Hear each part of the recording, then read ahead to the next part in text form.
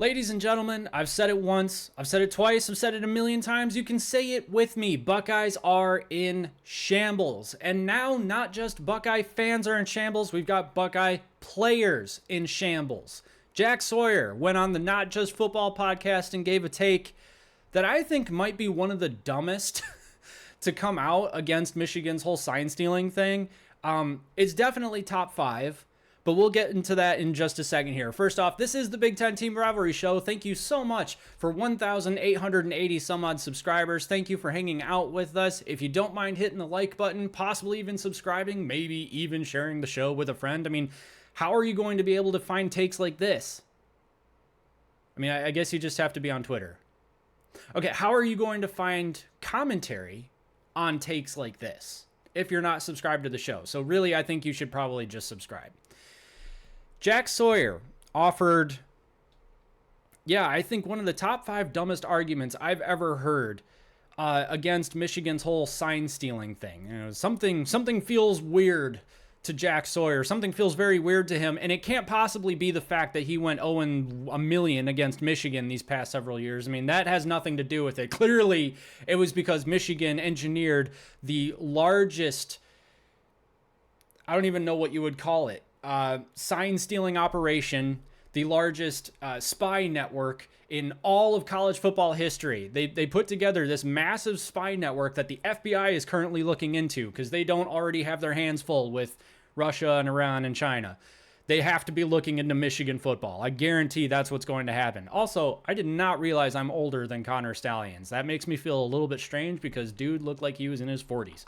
So here's what happened. Jack Sawyer went on the Not Just Football podcast, and he acknowledged that Michigan won fair and square in 23 and 24. They also did in 21 and 22, just putting that one out there. But he described a specific play, a tight end screen from a never before used formation that Michigan's defense sniffed out instantly, as soon as the ball is snapped, even.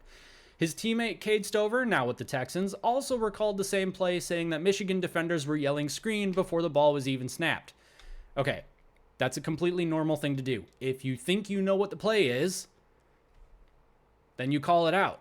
When I was playing football, they would tell us, if you see like the offensive line, I played on defense, I was a defensive end. If the offensive line would line up with a heavy set, tight ends on the right or the left, you would yell out strong left, strong right, something like that. And that was supposed to indicate that the rest of us on defense needed to look at that part of the field or that side of the offense for where the play was going. And you couldn't take your eyes off of everywhere else.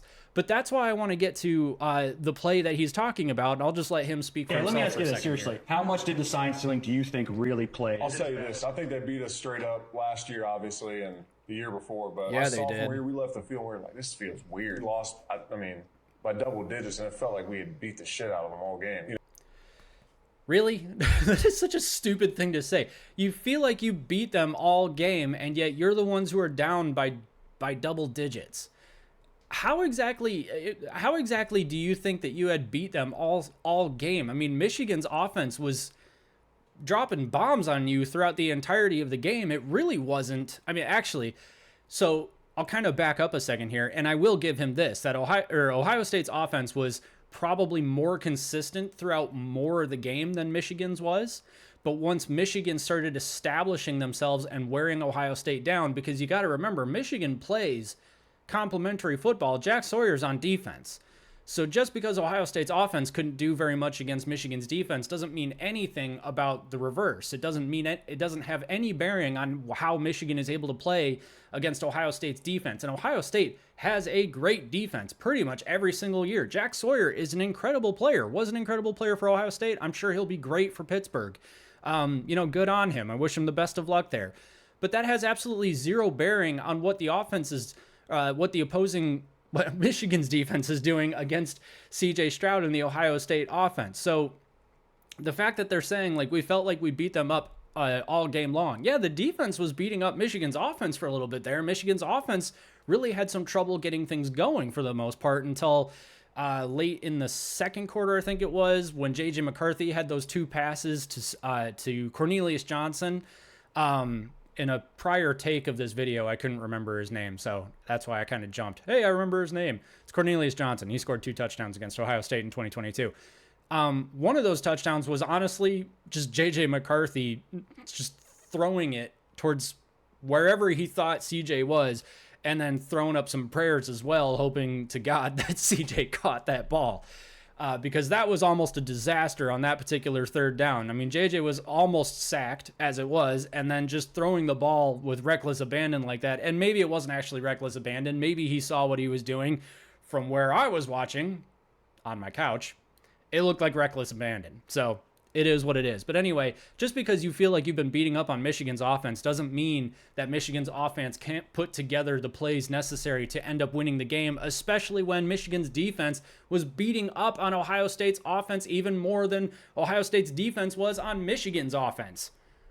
There you go. You know, we were on a screen pass that we had never put in. Not the formation, not the look, anything. And, like, you see them on the sideline, they're doing it, and we change it, we audible do it or whatever, and when we run it, all the D linemen, as soon as the ball is snapped, the linebackers, everybody, they sniffed it out. We ran it.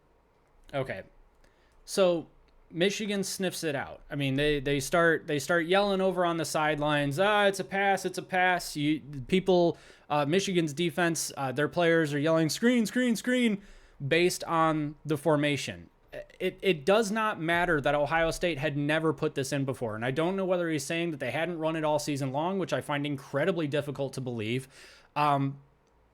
or if he's saying that they just hadn't run it in this game. The fact that Michigan knew that this was a screen is not a testament to sign stealing. It's a testament to scouting. It's a testament to watching the tape. That's what you're supposed to do. When you see a formation come onto the field or the opposing offense go into a specific formation, you try to figure out what they're doing from that formation.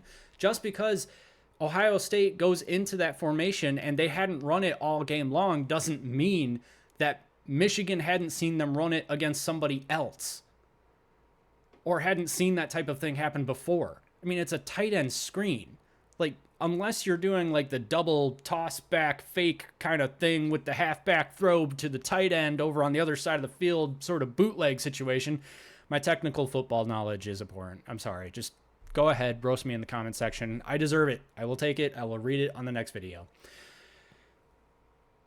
It's not like Ohio State was running all that complicated of a play. It was a tight end screen. And frankly, if you look at it, the tight end is back off the line here. And all the D line as soon as the ball is snapped, the line. Okay. Watch him. The ball is snapped. He goes into block and then immediately releases his block.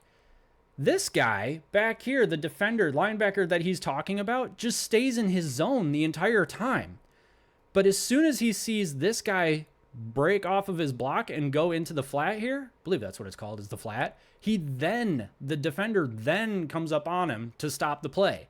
CJ Stroud, meanwhile, still scrambles and ends up getting 5 yards on the play. So, but yeah, it was the signs. It was the signs. So I wanted to bring this up, though. If it really was one play that we're going to go off of that proves Michigan's sign stealing had some sort of effect on Ohio State, then I'm going to give you 3 more. Because if we're going to get ridiculous, then I'm going to go hard or go home with the ridiculousness. That's what this channel was built on, and that's what I'm going to continue doing. So here you go. I'm going to take that off because it's freaking hot in here, and my ears are sweaty. Also, my ears get sweaty when I get angry. 7 minutes, 23 seconds left in the fourth quarter. Michigan 1st and 10 on their own 25-yard line, up 31-23. At this point, Michigan's offense has been able to get into a bit of a rhythm, but they haven't exactly shoved the dagger into Ohio State's heart just yet. Oh, that got violent. That got violent quick. My bad. Anyway, check this out. J.J. McCarthy, he'll take the snap, hand it off to Donovan Edwards, and boom, Donovan Edwards is gone. The one thing I want to point out with this play, check this out. The ball is snapped. Did you see what Ohio State's linebackers did basically immediately? Watch this. Okay, the ball is, watch the linebackers back here. Watch them, and the ball is snapped, and boom. They immediately go to the line of scrimmage to try and stop Donovan Edwards. They know that the run is coming. Heck, the whole nation knows that the run is coming. I mean, if you wanted to take a bet on what Michigan's next play call is going to be, you could put money on the run and be a very wealthy person. Warren Buffett talks about it in one of his books. No, he doesn't. But probably, I mean, you could flip a coin and that would be more random than Michigan's play calling. You could ask ChatGPT to generate a random number. Which, now that I say that out loud, that kind of makes sense that that would be more random than Michigan's play calling. I digress. Ohio State's linebackers immediately go to the line of scrimmage. They know the run is coming. They can't stop it. Next play. Fourth quarter again, 4 minutes, 27 seconds, 3rd and 10. Ohio State's got the ball on the Michigan 11. Wait a minute. If Michigan has all of these signs and, you know, the signs are what's allowing them to stop Ohio State, allowing them to beat Ohio State, how is it that Ohio State has 23 points? How is it that Ohio State has 23 points? They should have 0 points, frankly, if the sign stealing was really, I don't know, that big of a deal. I mean, quite frankly. And also, how is it that Ohio State is once again back on Michigan's 16-yard line? I mean, we're at late in the fourth quarter here. Michigan has seen everything that Ohio State's going to do. Maybe, possibly, I don't know. According to Jack Sawyer, they had started throwing in plays that they had never run before earlier in the second quarter or something like that. Or maybe it was the third quarter. I can't remember. It doesn't matter. Anyway, I mean, at this point, how did they make it to the 16-yard line then if Michigan just knows everything that Ohio State's going to do? Here's what happens. CJ Stroud drops back to pass. Immediately, everybody, except number 2 here, you'll see, is covered. That doesn't matter. CJ doesn't see him. Or maybe he does, but he doesn't throw the ball because there was a linebacker who was going to close in on him. In any case, he decides to scramble. One of the Michigan defensive linemen gets the jump on him and starts to bring him down. He underhands the ball, underhands it poorly, and it's picked off by Taylor Upshaw. Now, you'll notice something about Taylor Upshaw. Taylor Upshaw is over here. If Taylor Upshaw knew that this player was going to break out of formation and stay shallow like this, why isn't he up here? Heck, why isn't this guy up here? If they knew that he was going to be right there, why aren't they up there? And then frankly, Taylor Upshaw, you'll notice, doesn't actually start moving towards the line of scrimmage until he sees CJ Stroud move up. And at that point, it's over. CJ Stroud underhands the ball. It's bobbled into Taylor Upshaw's hands. And let's take it to the creme de la creme, my favorite play from the 2022 Michigan-Ohio State game. Jim Knowles at this point, I mean, Joel Klatt said it, he has to have his best series as Ohio State's defensive coordinator. And it didn't even last. I mean, it lasted one play. It lasted one play. You'll notice the ball is just now being snapped. JJ hands it off. And already, check this out. JJ has the ball in his hands. And already, Ohio State's defense is selling out to stop the run. And frankly, they were right. I mean, everybody, 1, 2, 3, 4, 5, 6, some odd defensive players for Ohio State are up on the line of scrimmage. They've got Donovan Edwards here dead to rights. These two guys are freaking just unblocked. How did they know that Michigan was going to do this? And here's the thing. Maybe they did know. Okay, and I don't blame them for that. Maybe they did know. Everybody knew Michigan was going to run the ball. The trick is this. What's 65, and I sincerely apologize, this is going to be Michigan blasphemy, but I cannot remember basically anybody's name in the moment. Talk to my therapist about it. I have really good working memory, but when they're not right in front of me, I cannot remember them at all. Donovan Edwards busts through that hole, and he is gone. He is gone. So you want to talk about one play? Which one play won Michigan the 2022 game? Why does Jack Sawyer not feel right about what happened in 2022? It's because for most of the game, Ohio State's defense was playing well. They really were. Michigan scored 14 points off of 2 plays. Other than that, the game is 31-23 with Ohio State driving and a chance to tie. Or come close to tying.